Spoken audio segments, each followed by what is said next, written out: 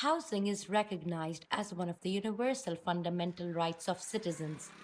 This was used as a popular political slogan in 1970s Pakistan when food, clothing, and shelter was turned into an ubiquitous image of equity and fairness for all. An important part of housing in Pakistan, especially in developed urban areas, is Kachi Abadis. These are basically slums in urban, suburban, and rustic ranges. In major cities, these are colonies of slums and shanty towns that coexist at the peripheries of affluent neighborhoods with their posh concrete houses. This humbling contrast presents a stark and glaring image of our class divisions. The living conditions in these Kachi Abadis speak appalling stories of deprivation, as Rani Bibi says that the conditions do not conform to even the most basic requirements for a healthy human existence. People residing in slums experience a highly unhygienic habitat. Living on the margins of our society, residents of slums are people deprived of sufficient means, often with no resources to maintain their own health as well as that of their children. The people earn their bread and butter through jobs which include embroideries and crafts, domestic work, household enterprises, selling vegetable and fruit, selling popular food items, shoe polishing or repair. Often, people sort and recycle trash of different kinds for a living, selling either the odd usable goods or stripping broken goods for parts or raw materials. As a resident of a colony where majority is considered to be a minority of Pakistan, Shabir Ahmed tells about his experience as a Muslim resident. He believes that in Pakistan it is not a matter of religion, caste, or sect. Rather, it is a matter of financial status. He says they all live happily in peace and harmony, and differences in religion has never been an obstacle. He also says that we all are there for each other in times of difficulties and enthusiastically celebrate each other's festivals. As the winter sun sets on Islamabad, the Christian community of Islamabad slums is all set to celebrate Christmas with great enthusiasm. Residents of the city's largest Christian slum come out of their houses to decorate the streets of their colony and to celebrate Christmas, which is the biggest festival of the year. Christians make up around 1.6% of Pakistan's population. Thousands of residents in these colonies every year come under the spotlight when their decorated houses send signals to the outside world that some sort of happiness has arrived.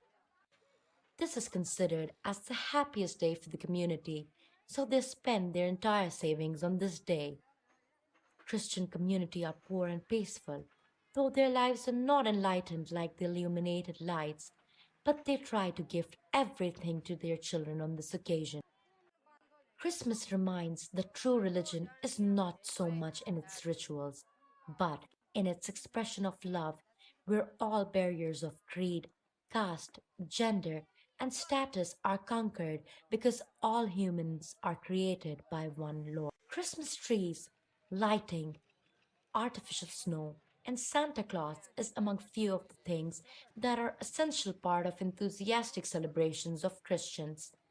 Young children, old, and people of all ages equally contribute to give a festive look to their shabby colonies.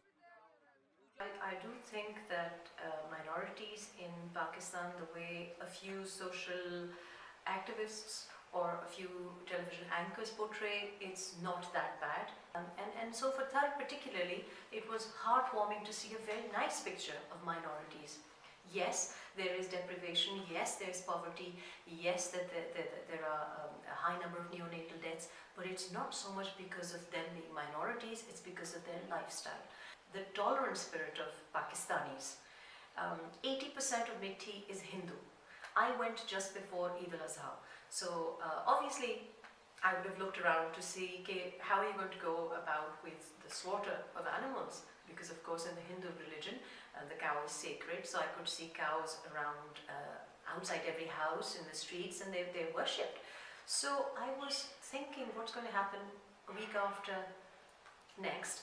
And so I asked them, I said, what's going to happen? And he said, not one single incident can I tell you where the Muslim community has in any way tried to hurt our feelings. So we have no idea how do they do that. We don't hear of it, we don't see it, and so they are very mindful of our religion and things that are sacrosanct to us. So he said, we've always lived in harmony, so I have no idea, but we never see anything. And that's a wonderful story of two religions or two cultures cohabitating, because they've lived for years together. So that's a wonderful picture of tolerance in Pakistan. So it was just a beautiful picture, and had I not seen that, I would have thought कि Hindus के साथ बड़ी ज़्यादती हो रही है, because हो रही है. Definitely minorities are ill-treated, but I suspect it's not because they're minorities or because of a different religion. It's because they just happen to be poor. Besides having a million reasons to mourn over, these people decide to stay united and make the most out of the things they're blessed with. Their skin color, their beliefs, and their way of worshipping does not affect the relations they have built with each other. They exhibit an example that life is not linear. You have ups and downs. It's how you deal with the troughs. Tough times don't define you. They refine you in bringing out the best of human that is hidden beneath you.